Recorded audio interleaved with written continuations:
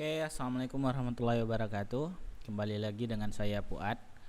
Kali ini kita akan menjelaskan lagi fitur-fitur yang ada di halaman admin pada aplikasi drh.rekamedis.id. Jadi pada video kali ini mungkin kita hanya menjelaskan sekilas tentang fitur-fitur yang ada dalam aplikasi admin ya. Jadi kita tidak menginputkan, tapi kita hanya membahas singkat fitur-fitur yang ada di dalam admin ini. Kita mulai dari halaman master data. Di halaman master data sendiri itu terdapat menu-menu yang bisa diinputkan. Misalnya di sini ada ras, kita bisa menginputkan data ras kucing, ras anjing ke dalam aplikasi ini, ke dalam menu ini. Dan data jenis hewan ini fungsinya untuk menginputkan data jenis hewan. Misalnya jenis hewannya ada kucing, ada anjing, ada monyet, ada dan lain-lain. Semuanya bisa kita masukkan ke sini. Tinggal kita inputkan saja. Data rekam medis ini cuman melihat inputan dari data rekam medis, atau misalnya sama yang ada di halaman dashboard tadi. Itu fungsinya sama. Nah, data pemilik ini untuk menampilkan data pemilik yang sudah terdaftar pada aplikasi rekam medis kita.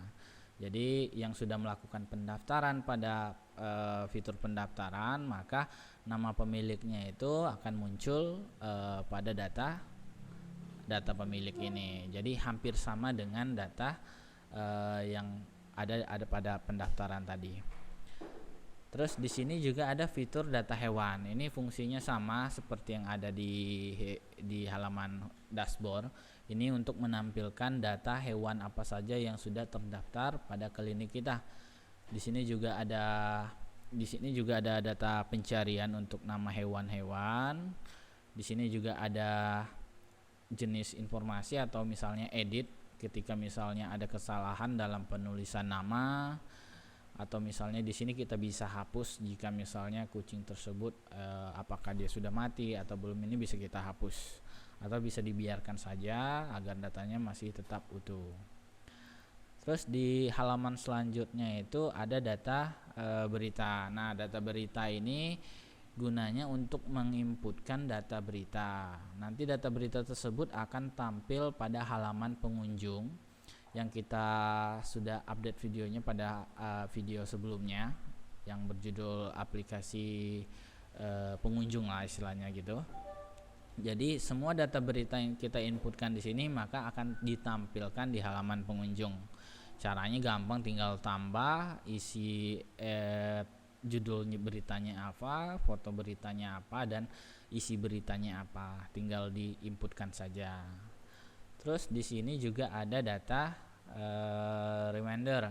Data reminder ini yaitu data pengingat yang sudah dibuat pada setiap rekam medis. Jadi di sini reminder ini sama dengan halnya yang ada di ini ya, yang ada di lonceng ini. Halamannya sama, akan tertuju pada data reminder.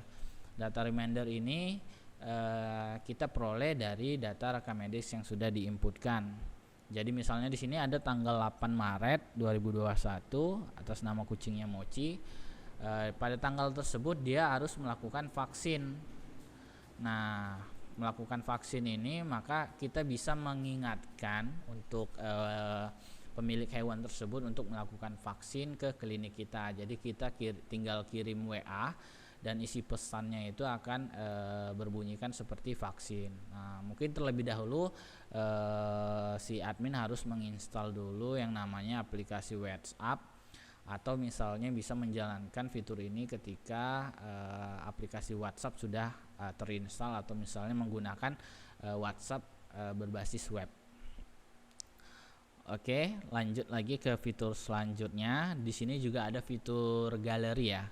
Galeri itu akan tampil di halaman pengunjung. Jadi semua data galeri yang kita inputkan di sini maka akan ditampilkan di halaman pengunjung.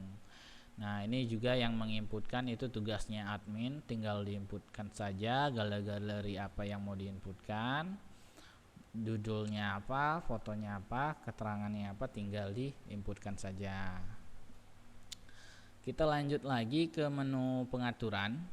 Di menu pengaturan ini sendiri Ini terdapat beberapa ini ya, beberapa fitur juga. Di sini ada fitur administrator. Jadi di sini gunanya untuk menginputkan data siapa saja yang bisa mengakses aplikasi ini nantinya. Jadi bisa diinputkan namanya, nama masing-masing adminnya. Di sini juga terdiri dari beberapa akses ya, mulai dari akses admin, resepsionis, dan dokter. Jadi tinggal diinputkan saja, misalnya seperti ini. Kita tunggu sebentar. Nah, aksesnya itu sendiri bisa dipilih, ada admin, ada resepsionis, dan dokter. Admin ini aksesnya itu yang dapat mengelola semuanya. Jadi semua data-data inputan ini admin bisa mengelolanya atau menginputkan. Resepsionis itu terbatas. Jadi kalau akses resepsionis itu paling cuman bisa menginputkan data tapi tidak bisa melihat data pengaturan. Jadi tidak bisa menginputkan data sembarang. Jadi cuman bisa beberapa fitur saja yang bisa diakses oleh si resepsionis. Dokter juga sama. Dokter juga aksesnya juga terbatas.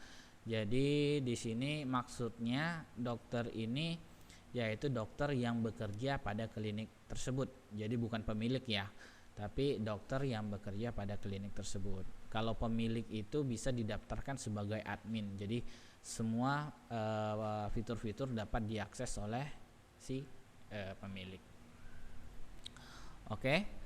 Di data pengaturan itu sendiri ada data kategori operasional. Kategori ini misalnya ada operasionalnya, misalnya operasional tetap atau operasional ini variabel dan biaya tetap. Ini cuman kategori saja. Terus di sini juga ada tempat pelayanan.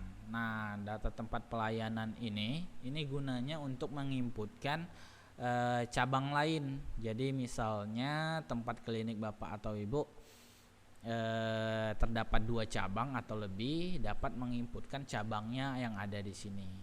Jadi setiap cabang diinputkan di sini, maka nanti admin yang diinputkan juga dapat dipilih admin tersebut apakah admin di cabang pusat apa di cabang satunya. Nah, jadi di sini untuk pengaturan untuk membuat cabang baru. Terus di sini juga ada dokter, paramedik, apoteker, grooming, resepsionis, profil, dan fasilitas.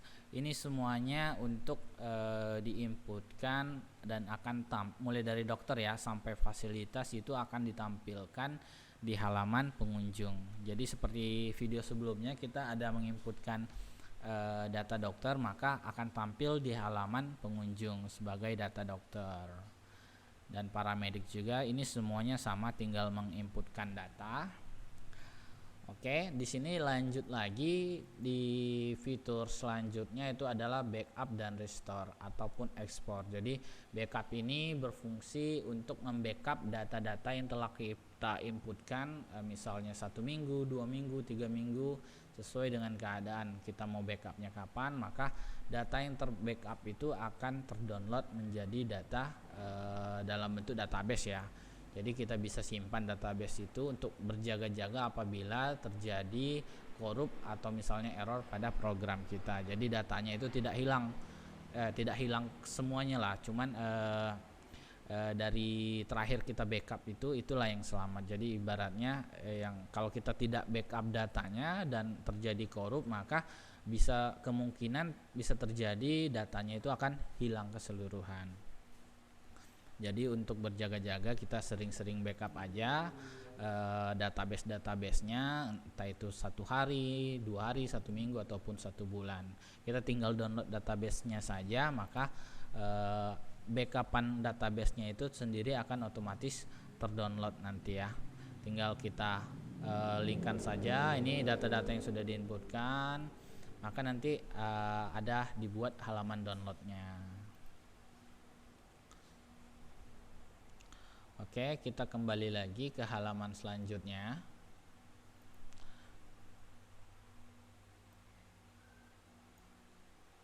Tunggu sebentar. Karena datanya mungkin terlalu banyak ya. jadi agak sedikit menunggu waktu loading. Nah, di sini ada restore juga. Setelah kita backup, kita bisa pulihkan lagi dengan merestore data yang sudah kita backup tadi. Dan di sini ada import Excel. Import Excel di sini gunanya untuk mengimpor data yang sudah ada. Terus yang terakhir di sini mungkin ada laporan ya. Di sini laporan itu ada laporan data dokter, data hewan, data pemilik, operasional, dan data rekam medis. Yang mungkin sering digunakan yaitu data rekam medis mungkin ya. Nah, pada data laporan rekam medis ini kita bisa cetak keseluruhan, kita juga bisa cetak berdasarkan filter, berdasarkan tanggal, nama hewan, dan lain-lain.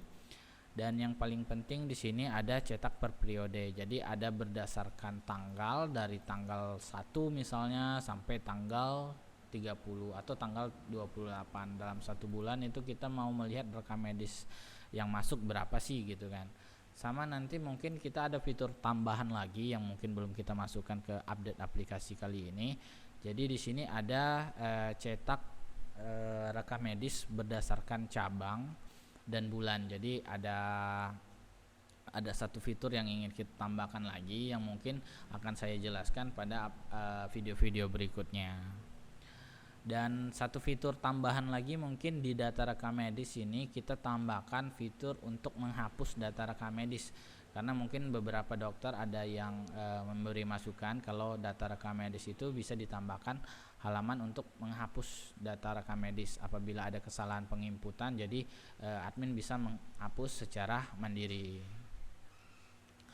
Terus di sini ada tombol lockout ya. Tombol lockout ini yang dalam bentuk gambar gembok ini, dan yang ini yaitu fitur dari reminder. Fitur dari reminder ini mungkin nanti saya jelaskan di aplikasi atau di video yang berbeda ya. Nanti ditunggu saja video-video selanjutnya yang akan menjelaskan beberapa fitur secara mungkin secara agak lebih jelas lagi karena di video kali ini cuman menjelaskan fitur-fitur sekilasnya saja.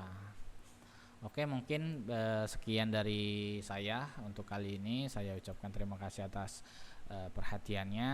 Saya ucapkan wassalamualaikum warahmatullahi wabarakatuh.